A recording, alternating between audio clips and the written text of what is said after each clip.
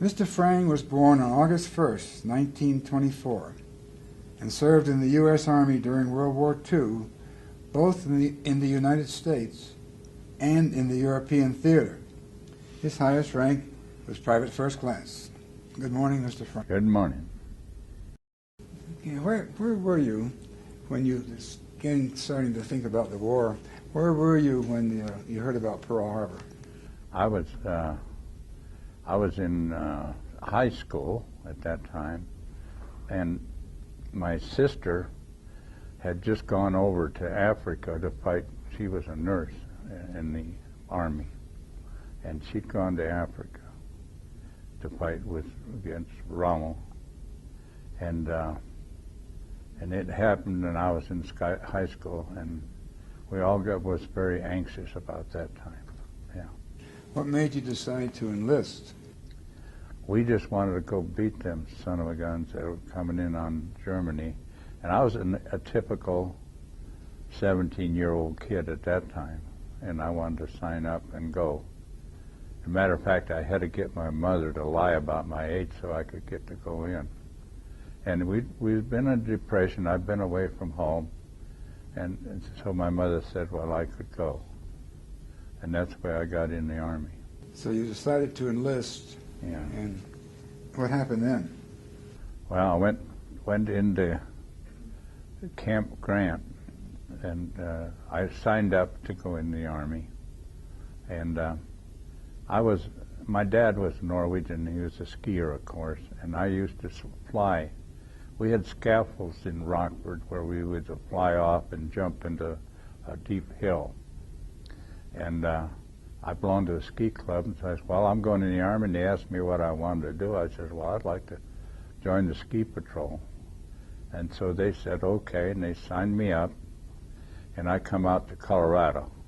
I was stationed up at Pando with the elite Norwegian division of the what was the number of the 10th Mountain Ski Division. And it was an elite outfit, and they taught us about mountain climbing. We had mules that we hauled up in the mountain to haul our machine guns, and we'd have to rappel with them, and we'd have to do all these things. I spent my basic training in the 10th Mountain Ski Division. And that's at about 9,000 feet. Yeah, it's 9,000 feet, and the new outfit moved in on us, and they started close order drill and double time, and the old guys with the Norwegians, you always walk slow. You took advantage of hillsides, and you learned how to climb rocks and how to move stuff slowly. The new Army, they wanted to do it in 5 minutes, and we couldn't do that. And we about killed half the unit with that new cavalry, the cattery they had to run it. And so I decided I didn't want to be there no more. And I asked Sergeant, where can I go to get out of this chicken outfit? And he said, well, the only thing you can go to is the Airborne. I said, give me the papers, I'm 18, I'll sign, I'm going. Did you know what the Airborne was? I didn't have too good idea, but it had to be better than what I was in. And so what happened? So they sent me to Fort Benning, Georgia. And there I served my apprenticeship on parachuting.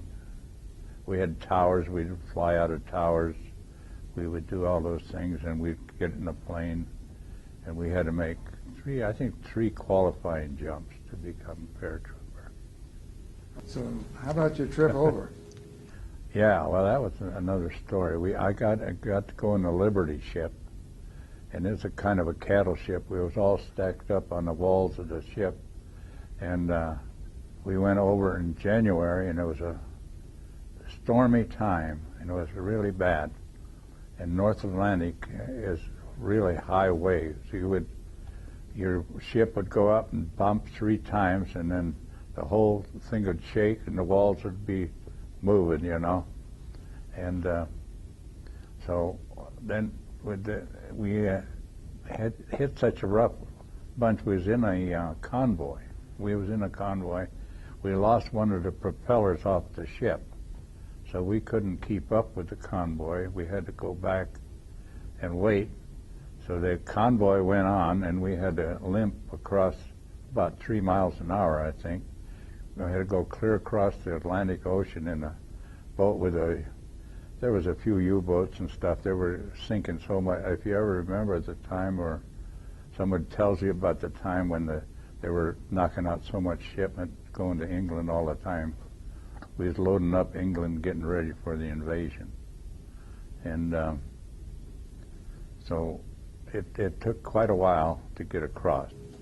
And that's where you joined the 101st. And then I was assigned to the 101st. And what training did you go through there? Well, we started training. This must have been 6 or 8 months before D-Day. So we start training, jumping there in England and doing beach landings and working on the beaches, because that's where we was going in. They were training us to get ready to go into D-Day. Now, you weren't training all the time, so how'd you spend your relaxing time? Well, actually, we pretty much kept busy with training. I was stationed in Swindon, just south of England, and at this time the buzz bombs were coming over, and the planes were coming bombing during the Blitz of London, and they were blowing up London. We'd get passes to go into London, and we was in some of them when they were coming bombing. We'd go down into they had an underground there. We'd go in there, and this was the time Father Tim must have been a boy at that time, because all the English people sent their kids, a lot of the English people sent their kids out of the city because they didn't want them through the bombing. And I don't remember all about that, but I remember that was the case. And we would go down in there, and we'd come out in the morning, the whole city block was blown up, their homes were gone. It was a pretty terrific time. England was real close to being defeated by the Germans. But when America got in the war and we was over there, we loaded everything on that island to get ready for this invasion. And I guess that's about as far as we need to take that. Did you see any of the air fighting? Yeah. Yeah, we would see these buzz bombs come in, and they would run, and they'd run out of gas, and they'd drop and blow up. Some of them were duds. They weren't all blown up. But then we'd see the bombing range, the bombers coming in to blow up, and the RAF, them guys was up there right away, and they had a lot of new tools to work with, and it was a real battle. So it was critical where we was at. How were the right before D-Day? Yeah. The last couple of days, you knew it was pretty close. So Yeah. What happened? How did you feel during that time? Well, I felt we have a duty. We were. I got to put this in. We were Christian people, and we prayed together. So we prayed together, and we said, we're going in, and the sergeant came into the office. He says, tomorrow we know that we're flying directly into the main force that the Germans have been getting ready for 6-7 years. They've got the guns, and we're going to have to fly you right straight in it to get the beach on the ground. And he said, we're going to lose 80% in the morning. Wow, this is what the group says, you know. So, well, okay, we said to each other, we said, well, what we've done to do? Well, we want to make sure we're going to die tomorrow. So the guys that get through will do, and this is what I'm doing today. It's not for me, it's for the guys that died on D-Day. I've been doing that for 60 years. Father John will tell you, I promote this every chance I get, that my friends, they went on to they're in heaven, they're living, they're in good shape. Father prepared a place for all of us, and he has a plan for each one of our life. So, today I want to talk with them guys. I'm doing what you asked me to do. I can do that. We'd like to take you back to that time when you were, first of all, D-Day was scheduled for the 5th of June, and then they moved it a day later because of the weather. How did that feel when you Well, we just got another night's sleep. But we just packed up. We never got to the plane that day. The next day was just another day, and we went and loaded up. And I showed the young people here pictures of where our stuff was. Can you remember the loading up and the flight?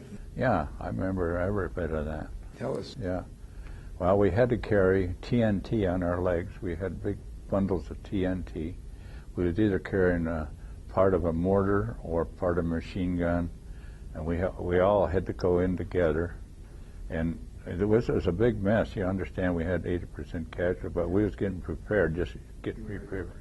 We carried all that stuff in with us and walked, and we went out. The aircraft was pretty jammed. Well, not really. It was comfortable. We had benches on each side of the plane, and I imagine there was 20 guys in there. And as you approached the coast? And, well, then we have what we call stand-up hookup. And when we approached the cook, we had a light. And when the red light come on, then you stand up and hook up. And what you do there, you stand up and you check the guy's pack in front of you to check all the lines, that everything is ready to go, and you got your equipment on. Okay? So that's the way it was. And we would stand up, hook up. And then all hell broke loose on D-Day. The ack and everything was flying through and blowing everything up. And I was in the plane that went down. And as I got to the door, the wing got blown off. The plane flipped and I fell out. And when I hit the silk, my chute opened and my feet was on the ground. Immediately. See, the Lord give me another day. Right. But then when I hit the ground, the situation was the machine guns were sitting in all corners. It was a field of fire. There was hedgerows, and they flooded all the fields. So we had to swim, get out of our parachute and get to the hedgerow. And we was set up at that time to communicate with crickets. The mission says that you don't shoot, no shooting on the first night. Anyone using a weapon is the enemy. And that was our code when we went in. Can you describe the crickets? Yeah, there was just a little cricket button that you'd push. Click, click, click, click. And you'd push that and you'd get an answer. And then we get 2, 3 guys. And then we finally wound into a group. We got into a big field and made a unit out of what we had. And now there might be, the highest ranking guy might be, a corporal. And a lot of the generals got killed and everything like that. So we was trained to take our positions. We had a mission to go to. We was going to Carentan to hold the bridges and keep the stuff from coming up to the beach. And we did successfully get to our mission. It was dark when you hit the ground. Oh, yeah. And that's why, again, the crickets helped you find your other members. Well, that's what it did. Yeah, stay with the crickets, yeah. And that worked till we got in an assembly point, and then we started on a direction. We got our maps together. We all had maps and directional things that we need to do.